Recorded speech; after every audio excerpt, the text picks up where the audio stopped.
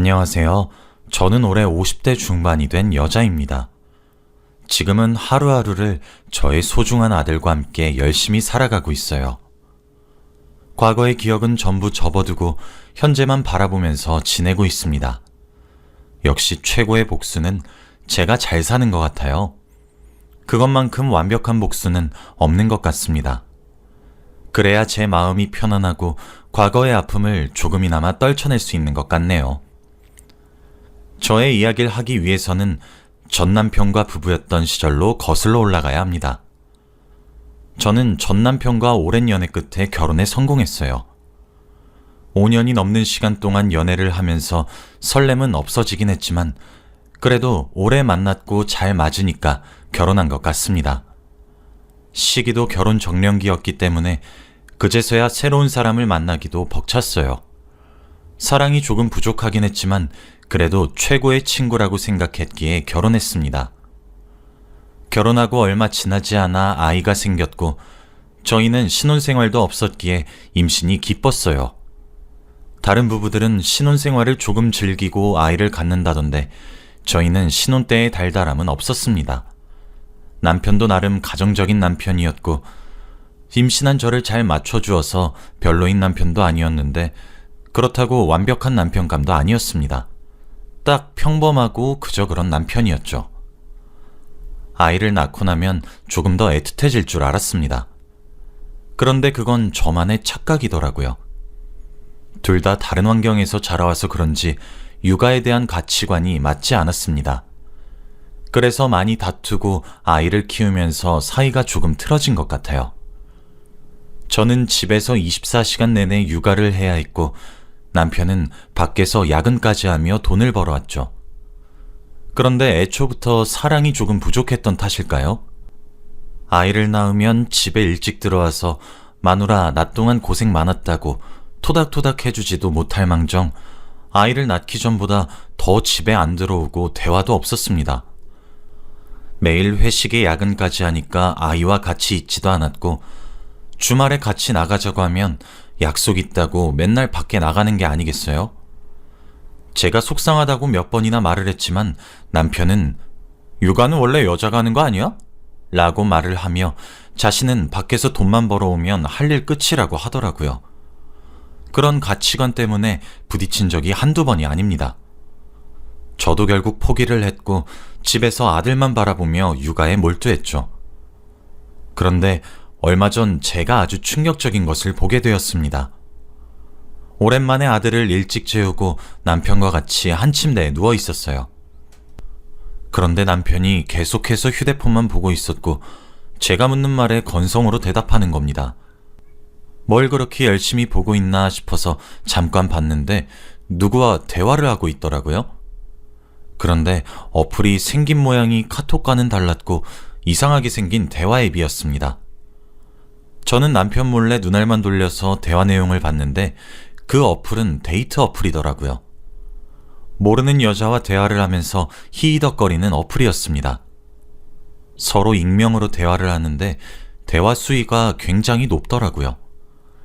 저는 처음으로 남편의 그런 사생활을 보았는데 너무 놀라서 말문이 턱 막혔습니다. 남편은 웃으면서 계속 답장을 하고 있었고 아마 제가 몰래 보는지 몰랐던 것 같아요. 그리고 저는 자는 척을 하면서 언제까지 대화를 하나 지켜보고 있었죠. 제가 자는 척을 한 지 얼마 지나지 않아 남편은 갑자기 방을 나가서 거실에 가더니 전화를 하더라고요. 그런데 그 전화 상대를 들어보니 아까 대화를 하고 있던 그 여자 같았습니다. 둘은 대화로도 모자라 전화까지 하며 하하호호 거리더라고요. 남편의 그런 모습을 막상 직접 보니까 몸이 돌처럼 굳으면서 어떻게 대처를 해야 할지 모르겠더군요. 우선 남편이 전화를 하고 방에 들어와 잠에 들었을 때 남편 몰래 휴대폰을 열어 대화 내용을 다 저장했습니다. 그리고 그 여자의 전화번호도 알아냈죠. 나중에 혹시라도 쓸 일이 생길 수도 있으니 말입니다. 그런데 다음날 아침에 남편이 급히 저를 깨우더라고요. 남편이 하는 말은 가관이었습니다. 어제나 잘 때 내 휴대폰 봤어? 당신 진짜 소름이다.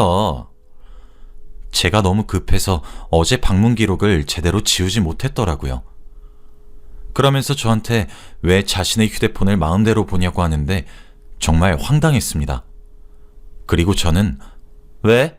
당신은 다른 여자랑 이상한 대화도 하고 전화도 하는데 그게 더 소름 돋는 거 아니야? 라고 했죠. 남편은 그게 왜? 내가 무슨 바람을 피웠냐? 그 사람 얼굴도 모르고 어디 사는지 아무것도 몰라. 너무 심심해서 전화랑 대화만 하는데 그게 문제야? 그러면 너도 다른 남자랑 하던가. 라고 하며 적반하장이었죠. 당당한 남편의 태도를 보고 할 말을 잃었습니다. 남편은 제가 자신의 휴대폰을 몰래 본 것만 알았고 제가 그 대화 내용을 모조리 제 휴대폰으로 옮긴 건 모르는 것 같더라고요. 남편은 화를 주체하지 못하고 집을 박차고 나갔고 저는 너무 당황스러웠습니다. 그리고 남편은 그 뒤로 아주 대놓고 바람을 피웠어요. 처음에는 그 여자와 옆에서 대화만 하고 전화만 하더니 이제는 아예 만나는 것 같더군요. 대놓고 그 여자를 만나러 가는 티를 팍팍 냈고 뿌리지 않는 향수에다가 구두까지 신고 나갔습니다. 그리고 하루 종일 그 여자와 전화를 하고 연락을 했죠. 아들은 어느덧 커서 초등학생이 되었는데 아빠와 전혀 친하지 않았습니다. 다른 친구들은 아빠랑 주말에 야구도 하고 축구도 한다는데 저희 아들은 아무것도 못하니까 속상했죠. 저한테는 못해도 아들한테는 최고의 아빠가 되기를 바랬는데 말입니다. 아들은 아빠와 친해지지 못했고 남편은 계속해서 밖으로 나다녔어요. 남편의 휴대폰을 몰래 보니 정말 본격적으로 그 여자와 사귀기 시작했더라고요. 그리고 얼마 뒤 아들의 생일인데 그것도 모르는 건지 그 여자와 호텔을 잡아 여행을 가기로 약속했답니다. 연락한 내용을 보는데 정말 눈에서 분노의 눈물이 차오르고 자고 있는 남편을 때려 죽이고 싶었어요. 그래도 꾹 참으면서 그 내용들을 전부 다 제 휴대폰으로 보내는데 얼마나 화가 났는지 모릅니다. 아들 생일날 선물이라도 줄 줄 알았던 남편은 생일 축하한다는 말 한마디도 없이 그 여자를 보러 집에서 나갔어요. 그리고 그날 그 여자와 기념일이라며 외박을 했습니다. 아들은 아빠가 밉다면서 서러워했고 저는 아들을 위해서라도 정말 복수를 해야겠다는 생각이 들더라고요.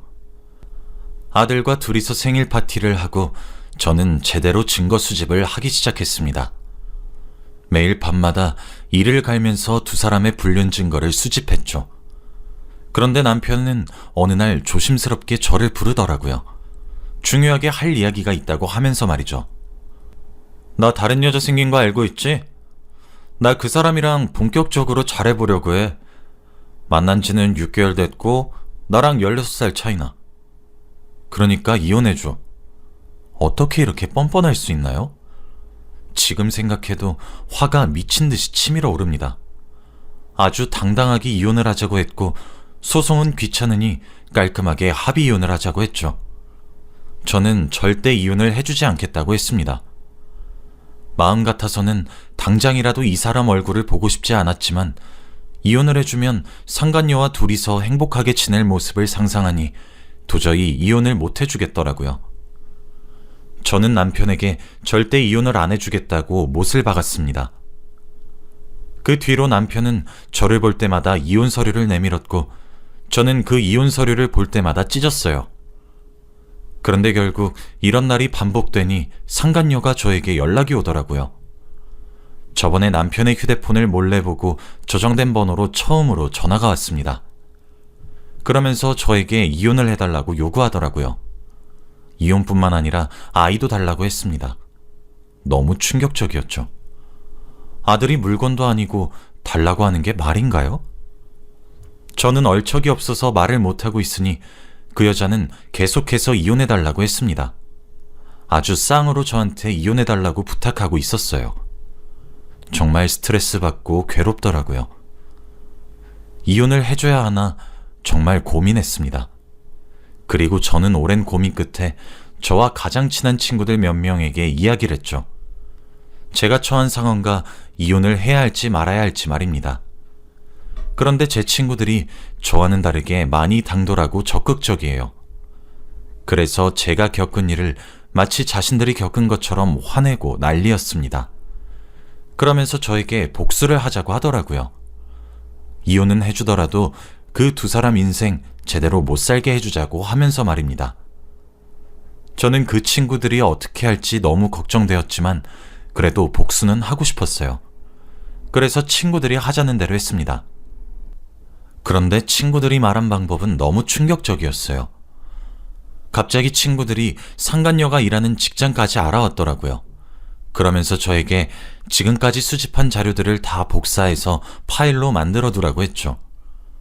저는 친구들이 하라는 대로 다 한 다음 친구들을 따라갔습니다. 친구들은 상간녀가 일하는 부서로 가서 대뜸 그 여자의 머리채를 잡아버렸죠.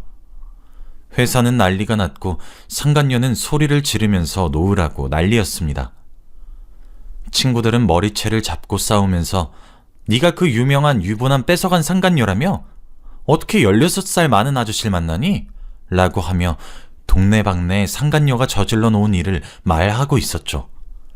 그때 팀장님으로 보이는 분께서 오셔서 무슨 일이냐고 했고 저는 준비해 놓은 자료들을 다 보여줬습니다. 상간녀는 팀장님, 저 좀 도와주세요. 이 사람들 당장 내쫓아달라고요. 라고 하며 도움을 요청했죠. 다들 모여서 그 자료를 보았고 팀장으로 보이는 사람은 갑자기 그 파일로 상간녀 머리를 내려쳤어요. 그러면서 당장 이 회사에서 나가라고, 넌 오늘부로 잘렸다고 했죠. 그리고 저에게 죄송하다고 허리 굽혀 사과를 한 뒤 저를 한 방으로 데리고 갔습니다. 그러면서 따뜻한 차를 한 잔 주시더니 사과를 하기 시작하셨죠. 정말 죄송합니다. 저희가 저런 직원인지도 모르고 뽑았습니다. 저희가 사람을 상대하는 업무라 저런 직원을 쓰면 회사 이미지가 어떻게 되겠나요? 그러니 제발 이 자료들은 퍼뜨리지 말아주시면 안 될까요? 정말 죄송합니다. 그렇게 말씀하시니 마음이 약해지더라고요. 생각해보면 회사가 무슨 죄가 있겠습니까?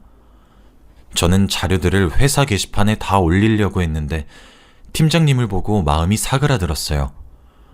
제가 원한 상간녀 인생 망치긴 성공했으니 회사에게 책임을 물고 싶진 않았습니다.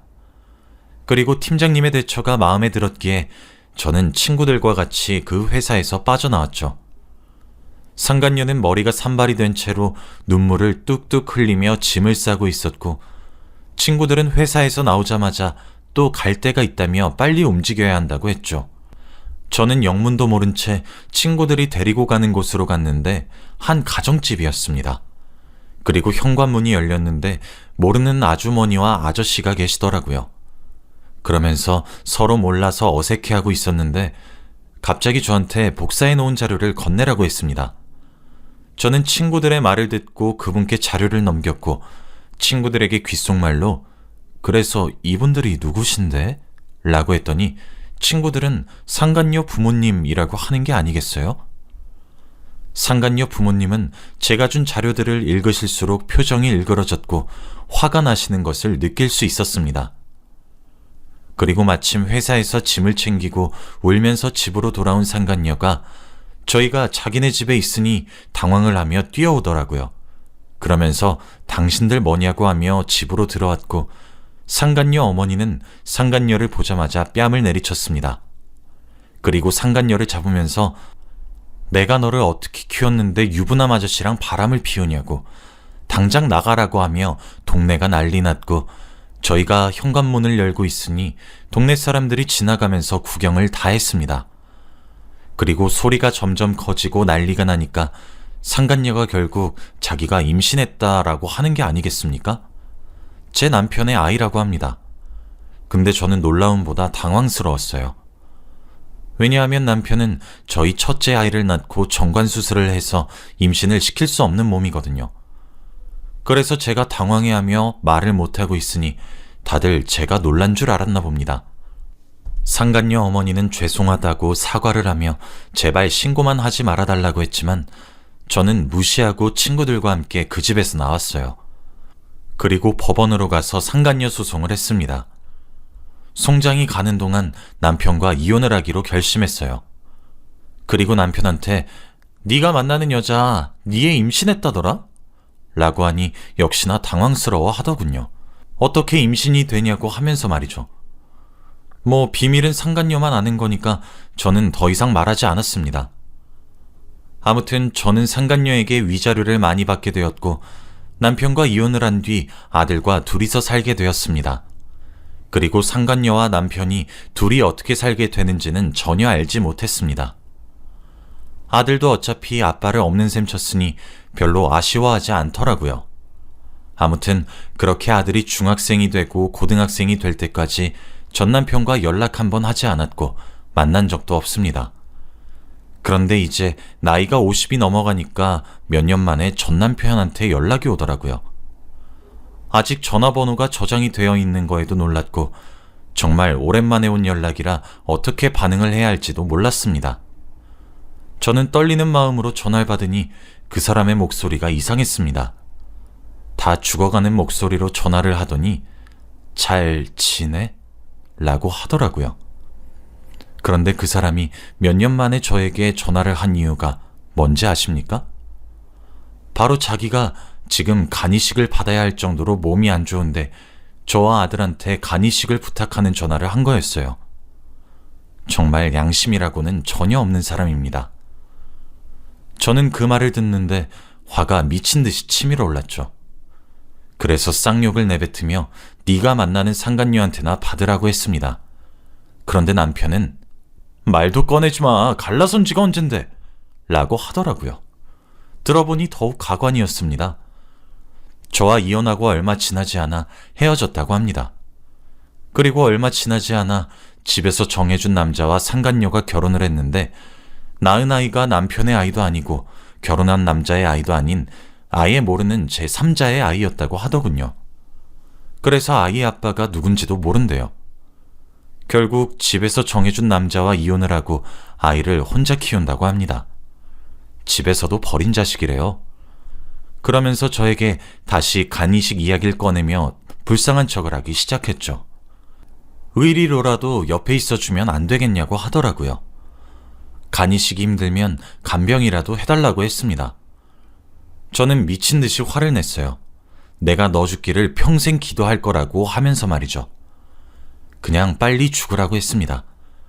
그런데 전 남편은 나를 버리면 너도 후회할 거고 아들한테 평생 손가락질 받을 거다. 어떤 아들이 자기 아빠 죽게 내버려둔 엄마를 좋아하겠냐? 너 없어도 내가 아들 찾아가서 간이식 해달라고 할 거야. 라고 하며 전화를 뚝 끊더라고요. 설마 아들이 아빠한테 간이식을 해줄까 싶었지만 내심 아들이 흔들릴까봐 겁나긴 했습니다. 그런데 저와 이혼을 하고 나서도 행복하게 살지 않았다는 말을 들으니 조금 고소하더라고요. 둘이서 살림 차리고 행복할 줄 알았는데 계획대로 되지 않아서 너무 좋았습니다. 그리고 얼마 뒤에 저희 집에 편지가 왔어요. 그런데 보낸 곳이 교도소였습니다. 혹시나 잘못 온 건가 싶어서 반송을 하려고 했는데 보낸 사람의 이름을 보니 상간녀였어요. 몇 년 만에 본 이름 석자였습니다. 순간 가슴이 철렁거리더라고요. 그리고 저는 조심스럽게 편지 봉투를 열어 읽어보았습니다. 그런데 내용은 정말 놀라웠어요. 저에게 몇 년 만에 사과를 하는 내용이었거든요. 대충 말을 요약해보면 자기가 죄를 지어서 지금 교도소에서 벌을 받는 것 같다고 했습니다. 옛말 틀린 거 하나도 없는 것 같다며 남한테 상처를 주면 돌아온다는 말을 이제 뼈저리게 알 것 같대요. 그러면서 늦었지만 정말 죄송하다고 말을 했습니다. 그 말을 듣는데 왠지 모르게 가슴이 찡한 거 있죠. 드디어 그 사람 인생이 망가진 걸 보는데 막상 기분이 좋지만은 않았습니다. 그리고 상간녀가 감옥에 가게 된 죄목이 사기죄라고 하더라고요. 출소를 하면 아이와 같이 행복하게 살고 싶다고 말을 하는데 묘했습니다. 제가 힘들었을 때를 생각하면서 다시 마음을 다잡았고 상간녀의 말에 흔들리지 않기로 했어요.